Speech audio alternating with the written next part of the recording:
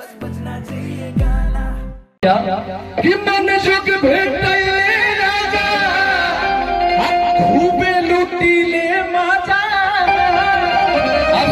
YouTube पे लिखा भैया कि अंभी लागे ना हो अंकुश राजा तो जरूर ये गीत मिली कि काको ही आदत लागे ना हो भाव कि सैया के संगे भैया एक बार सुना दिया कि सैया के संगे बेबा झवाले लंघी अंगी लागे न हो।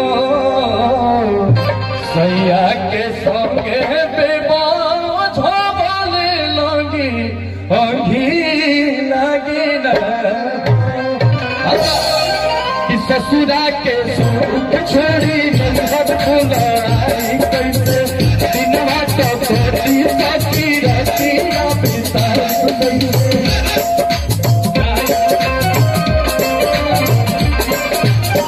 ससुरा के सुख छोड़ी सब खुलाई कैसे दिनवा तो छोटी साथी रहती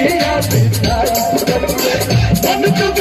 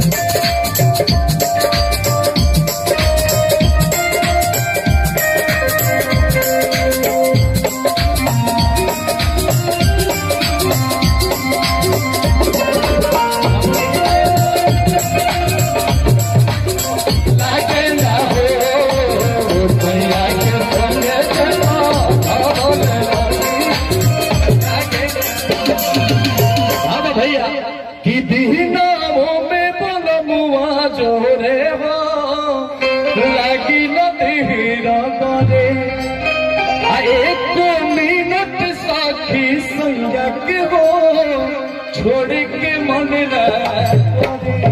दीनामों में बलमुआ जोरे हो लागी न धीरा करे एक मिनट साखी संयक हो छोड़ के मन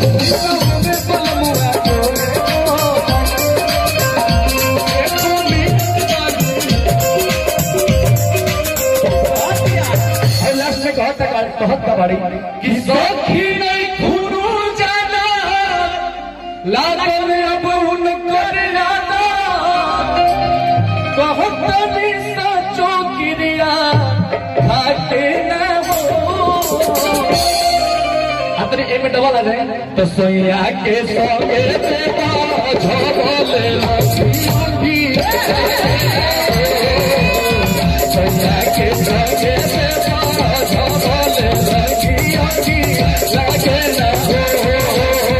ससुरा के सुख छोड़ी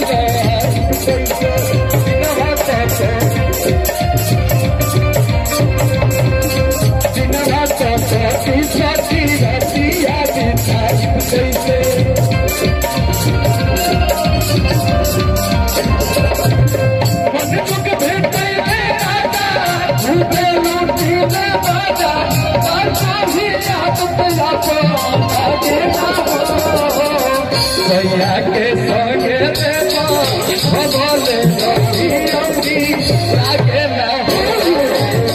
सैया के संगे भगोले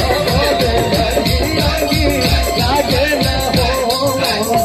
सैया के संगे भगोले लागे न हो। सैया के संगे लागे सैया के संगे लागे सैया के संगे लागे न हो।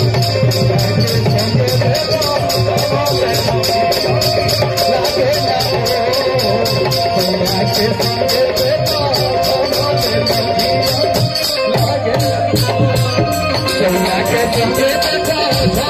संगे